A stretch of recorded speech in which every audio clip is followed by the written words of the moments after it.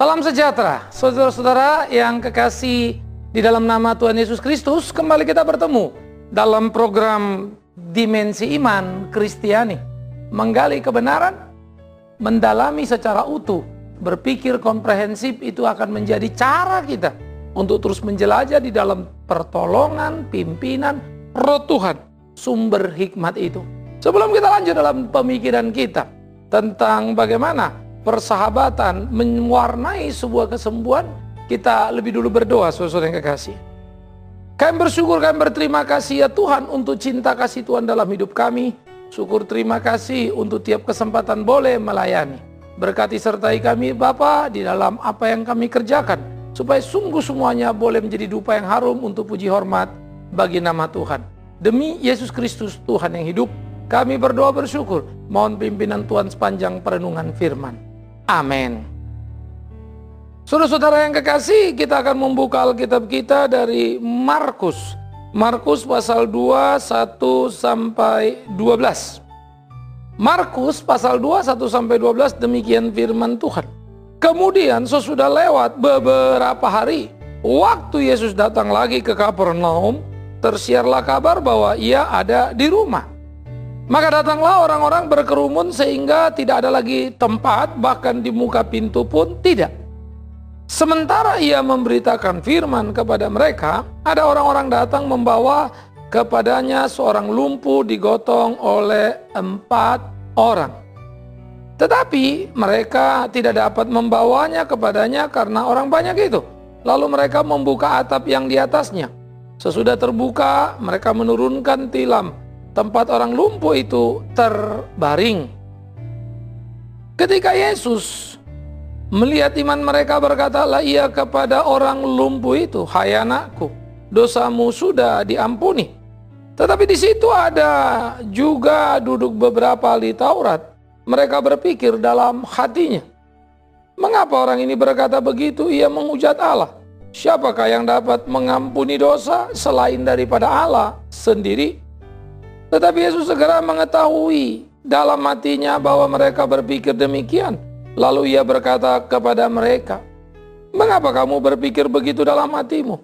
Mana yang lebih mudah mengatakan kepada orang lumpuh ini, 'Dosamu sudah diampuni,' atau mengatakan, 'Bangunlah, angkatlah tilammu dan berjalanlah'? Tetapi supaya kamu tahu bahwa di dunia ini Anak Manusia berkuasa mengampuni dosa.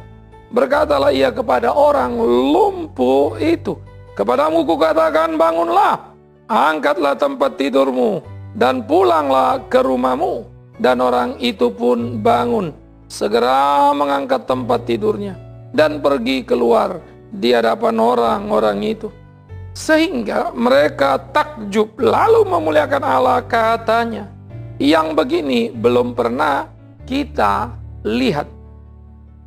Saudara-saudaraku yang kekasih, menjadi menarik kalau kita memikirkan apa yang ada di dalam bacaan kita. Dikatakan bahwa kemudian Yesus datang lagi ke Kapernaum dan dengan segera tersiar lagi kabar. Karena ini memang bukan kedatangan pertama. Ketika dikatakan waktu Yesus datang lagi, jadi kita sudah tahu bukan? Pasti bukan kedatangan pertama.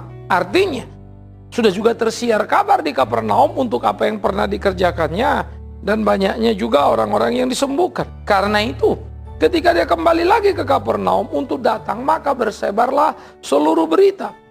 Orang berbondong-bondong datang untuk mendengarkan kalimat atau ucapan Yesus. Lalu menarik saudara ya, kemanapun Yesus pergi berbondong-bondong orang datang. Kemanapun dia berada berbondong-bondong orang pergi untuk mendengarkan Yesus. Tetapi kemudian berbondong-bondong pula orang berteriak, "Salibkan Yesus." Saya pikir ini selalu perlu dipikirkan. Tidak semua orang pergi ke gereja hanya karena cinta kebenaran. Lebih banyak orang ke gereja hanya untuk mencari kepuasan. Pantas ketika Yesus berkata, sesudah dia memberi makan 5.000 orang, besoknya dia bilang apa? Ketika orang berkumpul lagi, "Kalian berkumpul bukan mau cari firman, tapi cari roti." Ternyata lebih banyak yang cari roti daripada firman. Tetapi memang itu adalah fenomena menarik. Maka di dalam kumpulan ketika di Kapernaum pun ternyata ada juga ahli Taurat yang mempunyai kecurigaan terhadap Yesus, yang bingung dengan apa yang dilakukan Yesus. Lalu ada orang-orang lain lagi yang datang hanya untuk menjadi penonton, tetapi ada juga yang sungguh-sungguh. Itu selalu jadi warna dalam ibadah, itu selalu menjadi warna di dalam gereja. Sehingga orang-orang seperti ini, saudara yang kekasih, menjadi orang-orang yang menjalankan seluruh kewajiban ritual beragamanya, tetapi seringkali jauh dari nilai kesejatian keimanan yang semestinya. Nah, pada waktu dikatakan Yesus tiba di satu rumah, pasti dia pergi ke sebuah rumah, maka berbondong-bondonglah orang datang. Pada waktu itu yang percaya kepada Kristus atau mengikuti pemberitaan Yesus adalah orang-orang kebanyakan, artinya ekonominya itu menengah ke bawah. Bahwa kemudian nanti ya ada Sakeus, ada yang lain-lain, itu akan terus bertambah. Tetapi pada umumnya di mana dia pergi, ya di daerah mana? Kebanyakan adalah daerah-daerah yang kecil dengan orang-orang di kelas bawah itu. Nah, oleh karena itu ketika Yesus tiba di satu rumah, maka datanglah orang, maka dengan segera penuhlah semuanya. Sehingga nggak ada lagi tempat bahkan di muka pintu, jadi ngebludak lah begitu ya. Ngebludak memang pertama ya tempatnya juga kecil dan orangnya sudah sangat banyak. Jadi mau masuk ke dalam pun sudah nggak bisa lagi. Nah, oleh karena itu saudara-saudara, ketika kemudian ada sekelompok orang berkawan ya membawa seorang lumpuh di sana, maka mereka kemudian menjadi kebingungan. Karena apa? Mereka melihat tidak lagi ada pintu. Ya, lalu datanglah mereka membawa padanya seorang lumpuh ya yang digotong oleh 4 orang kawan tadi itu. Maka pada waktu tidak ada pintu, mereka sudah mulai mencari akal. Bagaimana caranya supaya bisa menaruh orang ini di depan Yesus? Dan mereka berharap Yesus akan menyembuhkannya. Di dalam benak mereka yang ada adalah bahwa Yesus bisa menolong mereka. Maka mereka mengambil satu tindakan yang sangat luar biasa. Saudara-saudara, sudah menjadi sulit untuk masuk. Tetapi kemudian bagaimana mereka bergerak dan masuk ke dalam ruangan dengan cara yang tidak lazim. Rumah-rumah pada masa waktu itu berbentuk lebih kotak dengan atap yang rata begitu ya. Selalu ada pintu tangga untuk bisa naik di atas. Di atas itu seringkali 2 fungsi, bisa juga tempat jemur dan lain-lain. Nah, kemudian ketika mereka naik ke atas, maka mereka membuka beberapa bagian dari atap itu, ya. Bisa jadi jerami, bisa jadi yang lainnya, mereka buka. Nah, lalu mereka menurunkan orang yang lumpuh itu persis di depan Yesus. Jadi saudara tidak perlu membayangkan bahwa mereka melakukan perusakan. Wah, kalau rumah sekarang kan misalnya kan atapnya seng atau genteng, ya. Tidak. Atau lagi saudara bayangkan kayak ruko lalu dibobok pecah di atas, itu namanya merusak ya. Sengnya dicabut pakunya, genteng juga dirusak, lalu ada rengnya, bukan? Sistemnya itu agak berbeda. Ya, itu yang memungkinkan kemudian mereka menurunkan orang lumpuh itu.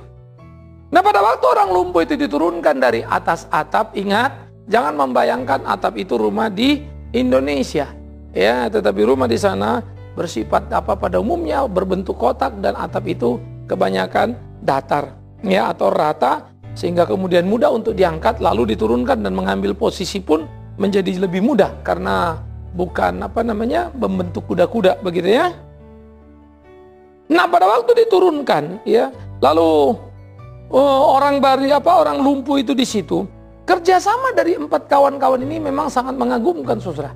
Mereka punya gairah, mereka punya pengharapan bahwa akan ada kesembuhan.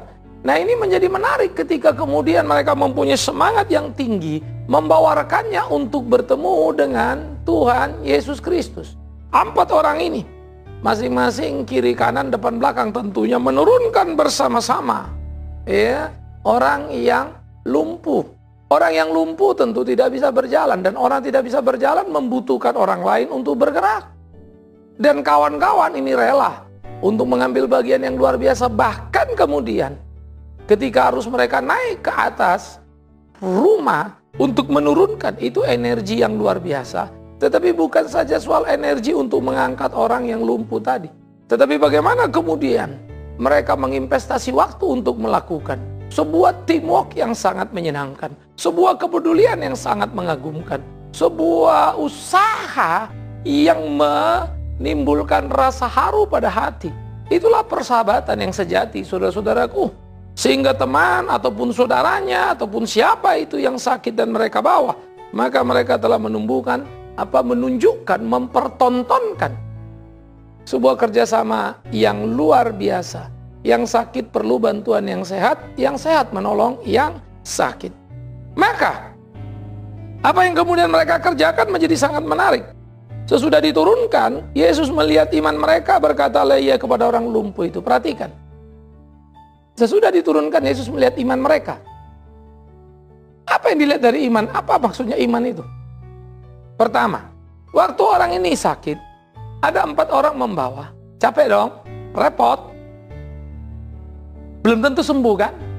Iya kalau sembuh, kalau enggak, kan buang-buang waktu.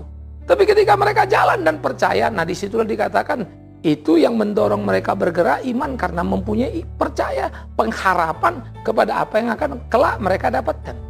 Nah, pada waktu mereka melakukan, Yesus melihat bagaimana kerjasama dan apa yang mereka kerjakan itu menjadi sesuatu yang sangat luar biasa. Mereka melakukan yang tidak biasa karena percaya ada harapan di sana dan mereka menurunkan sahabat mereka itu ke bawah. Nah, oleh karena itu ketika Yesus melihatnya dan berkata, "Hai anakku, dosamu sudah diampuni." Kalau kita membaca ini, maka dengan segera kita bisa berkesimpulan bukan bahwa orang ini orang berdosa. Kan begitu ya? Kalau membaca sampai di situ, lalu kita mungkin akan memberi kesimpulan, saudara-saudara sakit itu karena dosa. Nah, ini kan, "Hai anakku, dosamu sudah diampuni." Tapi dia melihat iman orang itu. Sebetulnya waktu dibaca saja pun, kalau teliti kita hati-hati loh. Katanya dia lihat iman orang itu. Berarti iman orang itu sudah luar biasa dong ya. Tapi kemudian dikatakan dosamu sudah diampuni. Jadi orang beriman ini orang berdosa toh. Atau ada dosa yang dia sembunyikan. Ada dosa yang terselubung. Begitukah? Kalau ada dosa itu bagaimana dia beriman dan kemudian datang kepada Tuhan. Ini kalau diperdebatkan sampai pagi pun tidak selesai-selesai. Mana mau duluan, lalu bagaimana dan seterusnya. Tetapi ketika kita membaca tidak usah bingung. Kenapa? Ketika dikatakan begitu, ternyata ada di sana juga beberapa ahli Taurat. Lalu mereka berpikir, tidak menghujat, tidak berkata langsung, tapi di dalam hati mereka berpikir, mengapa orang ini berkata begitu? Dia menghujat Allah. Jadi dalam hatinya mereka sudah tidak sependapat dengan Yesus, tetapi orang banyak mendengarkan Yesus. Ya tentu mereka berhitung untuk memberikan pendapat terbuka, bukan? Hanya saja dalam hati mereka reka, karena yang bisa memberi pengampunan dosa hanya Allah. Mengapa yang satu ini berani? Saudara jangan bilang ya dia kan Yesus anak Allah dan seterusnya. Ingat, waktu itu orang banyak belum tahu itu. Belum mengerti itu. Jadi berpikirlah seperti pada waktu itu. Jangan berpikir seperti kita berpikir sekarang ini sesudah semua selesai. Ini proses sedang berjalan. Iya. Sampai nanti Yesus tersalib, kekristenan dibangunkan, baru kesadaran akan kekristenan itu bertumbuh dan berkembang. Nah jadi ketika dikatakan seperti itu dosamu sudah diampuni, mereka berpikir dengan perspektif PL tentu saja. Hanya Allah yang bisa mengampuni dosa. Bagaimana orang ini bisa ngomong?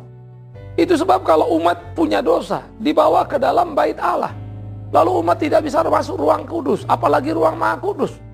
Hanya imam yang menjadi perantara. Dan imam pun harus membereskan urusannya juga dengan Allah.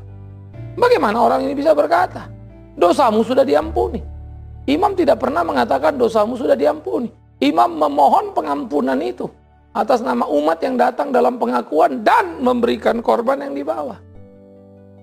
Tapi Yesus berkata, dosamu sudah diampuni. Oleh karena itulah di dalam batin mereka terjadi pergulatan yang sangat ketat sehingga terjadi pertanyaan yang sangat serius, bagaimana mungkin? Tetapi menarik saudara ketika dikatakan Yesus mengetahui apa yang ada di dalam benak mereka. Oleh karena itu dia berkata begini, mengapa kamu berpikir demikian?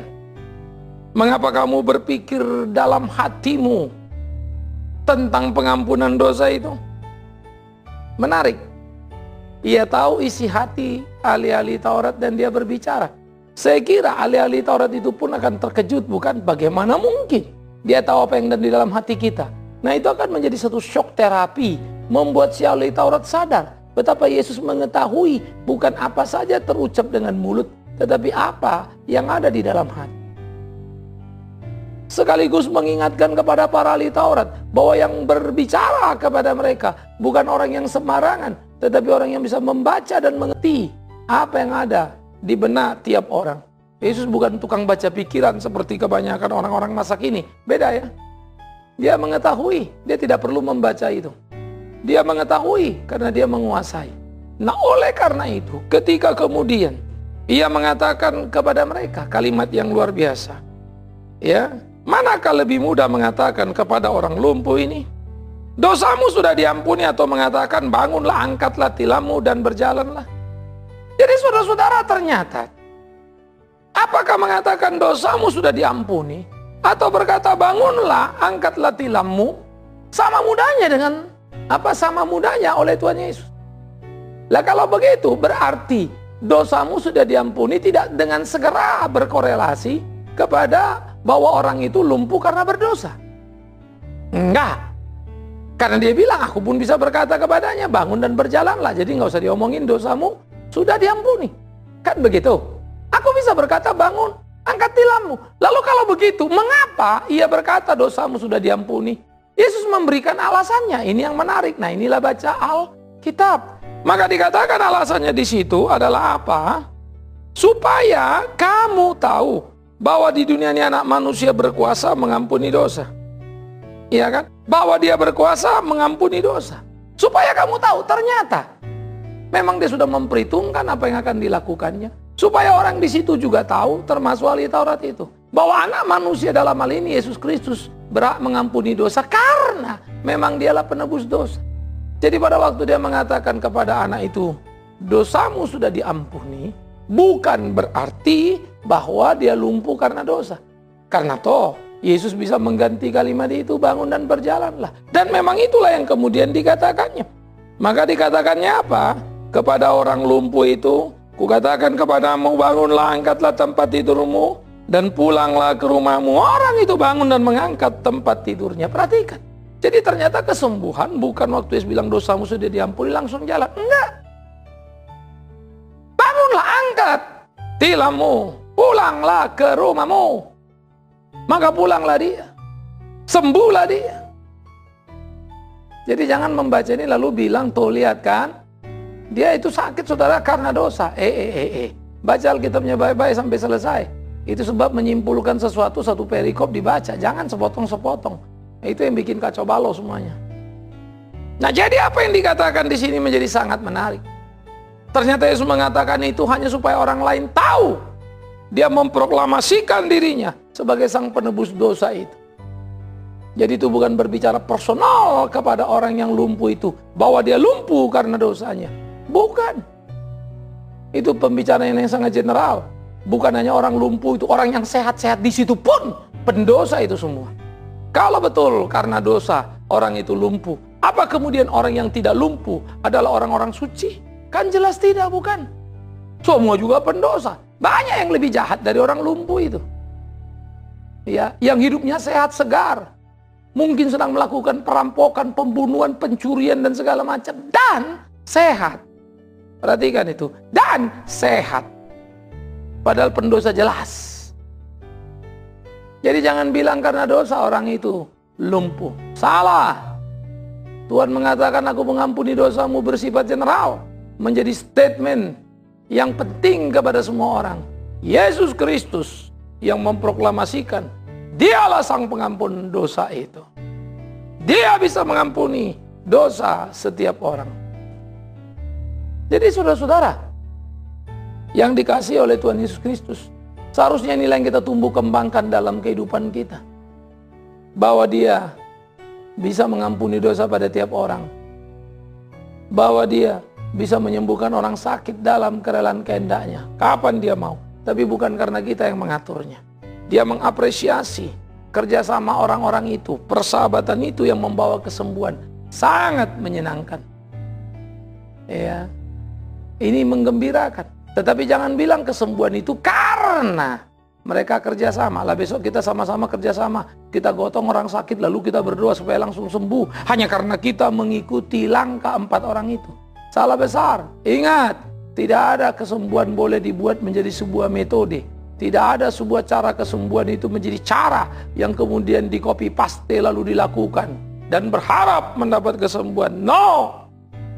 Perhatikan baik-baik. Bagaimana seharusnya kita hidup. Perhatikan baik-baik. Bagaimana kita bertanggung jawab dalam percaya kita. Bagaimana bertanggung jawab dalam keimanan kita. Supaya semua yang kita lakukan itu sesuai dengan kehendak Tuhan. Dan menjadi hal yang menyenangkan hati Tuhan. Ini perlu. Ini penting. Ini harus. Jadi, jangan terlalu mudah untuk kemudian berkata, tiap orang dosa sakit, tiap orang sakit karena dosa. Ingat, kamu yang sehat, kamu yang segar bugar, apakah kamu bukan pendosa? Ayolah jujur pada batin kita, bukan? Apakah karena saya pendeta, saya bukan pendosa? Nanti dulu. Oleh karena itulah kejujuran dalam menelaah kehidupan kita, kejujuran dalam memahami perjalanan kita, kejujuran untuk mengerti peta situasi yang ada di dalam hari-hari kita harus menjadi kejujuran yang kita tumbuh kembangkan. Yesus Maha Kuasa, Dia bisa menebus dosa karena memang Dia adalah penebus dosa.